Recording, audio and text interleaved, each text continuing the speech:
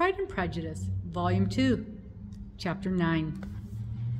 Elizabeth was sitting by herself the next morning and writing to Jane, while Mrs. Collins and Maria were gone on business into the village, when she was startled by a ringing at the door, the certain signal of a visitor. As she had no carriage, she thought it not unlikely to be Lady Catherine, and under the apprehension was putting away her half-finished letter that she might escape all impertinent questions, when the door opened, and to her very great surprise, Mr. Darcy, and Mr. Darcy only, entered the room.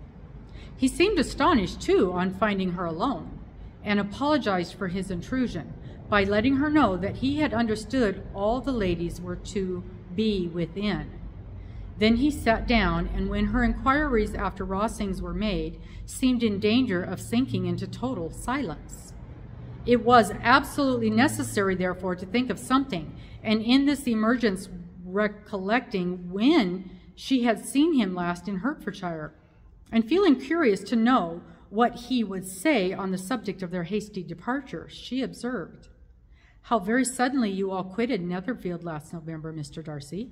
It must have been a most agreeable surprise to Mr. Bingley to see you all after him so soon, for if I recollect right, he went but the day before.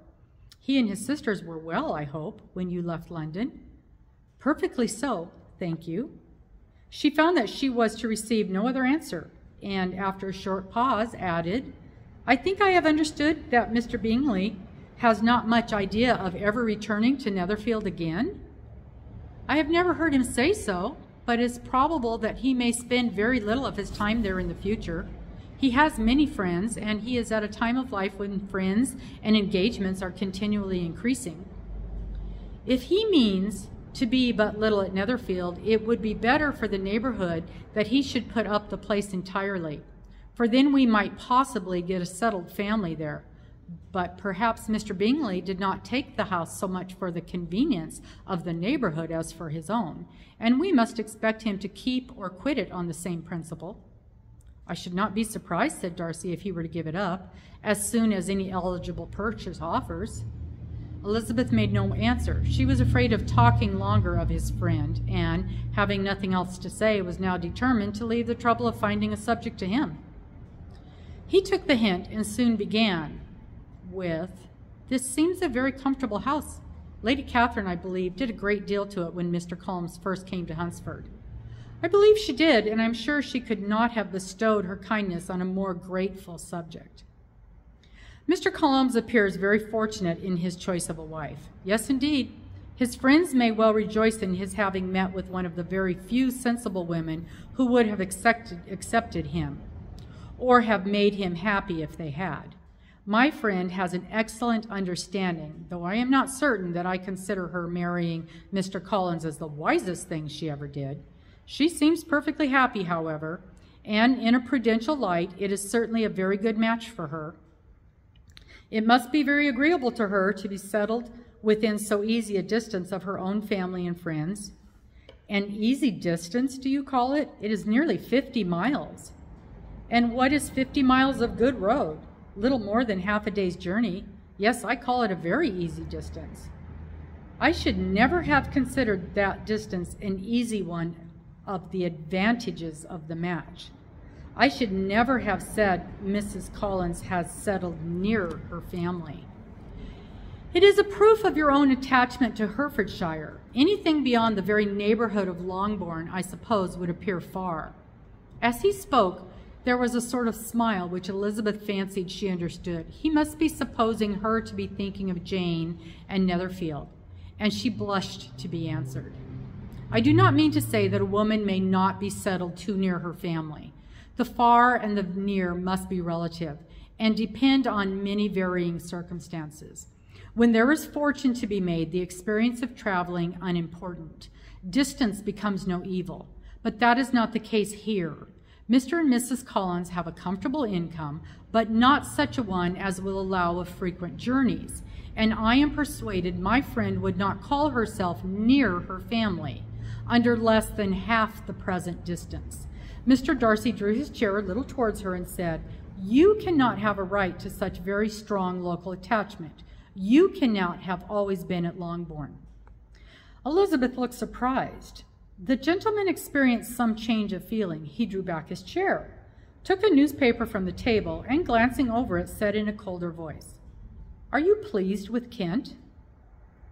A short dialogue on the subject of the country ensued, on either side, calm and concise, and soon put an end to it by the entrance of Charlotte and her sister, just returning from their walk. The tete-a-tete surprised them. Mr. Darcy related the mistake which had occasioned his intrusion on Miss Bennet, and after sitting a few minutes longer without saying much to anybody, went away. "What can be the meaning of this?" said Charlotte, as soon as he was gone. "My dear Eliza, he must be in love with you, or he never would have called on us in this familiar way." But when Elizabeth told of his silence, it did not seem very likely, even to Charlotte's wishes, to be the case. And after various conjectures, they could at last only suppose his visit to proceed from the difficulty of finding anything to do, which was the more probable from the time of year. All field sports were over. Within doors there was Lady Catherine, books, and a billiard table. But gentlemen cannot always be within doors, and in the nearness of the parsonage, or the pleasantness of the walk to it, or of the people who lived in it, the two cousins found a temptation from this period of walking thither almost every day. They called at various times of the morning, sometimes separately, sometimes together, and now and then accompanied by their aunt. It was plain to them all that Colonel Fitzwilliam came because he had pleasure in their society, a persuasion which, of course, recommended him still more, and Elizabeth was reminded by her own satisfaction in being with him, as well as by his evident admiration of her former favorite George Wickham, and though in comparing them she saw there was less captivating softness in Colonel Fitzwilliam's manners, she believed he might have the best informed mind. But why Mr. Darcy came so often to the parsonage, it was more difficult to understand. It could not be for society, as he frequently sat there 10 minutes together without opening his lips, and when he did speak, it seemed the effect of necessity rather than of choice, a sacrifice to propriety, not a pleasure to himself. He seldom appeared really animated. Mrs. Collins knew not what to make of him. Colonel Fitzwilliam's occasionally laughing at his stupidity proved that he was generally different, which her own knowledge of him could not have told her, and as she would have liked to believe this changed the effect of love, and the object of that love, her friend Eliza, she set herself seriously to work to find out. She watched him whenever they were at Rossing's, and whenever he came to Hunsford, but without much success. He certainly looked at her friend a great deal, but the expression of the look was disputable. It was an earnest, steadfast gaze. But she often doubted whether there was much admiration in it, and sometimes it seemed nothing but absence of mind. She had once or twice suggested to Elizabeth the possibility of his being partial to her, but Elizabeth always laughed at the idea, and Mrs. Collins did not think it right to press the subject from the danger of raising expectations which might only end in disappointment, for in her opinion it admitted not of a doubt that all her friend's dislike would vanish, and she could suppose him to be in her power. In her kind schemes for Elizabeth, she sometimes planned her marrying Colonel Fitzwilliam. He was beyond comparison the pleasant man. He certainly admired her, and his situation in life was most eligible, but counterbalance these advantages, Mr. Darcy had considerable patronage in the church, and his cousin could have none at all.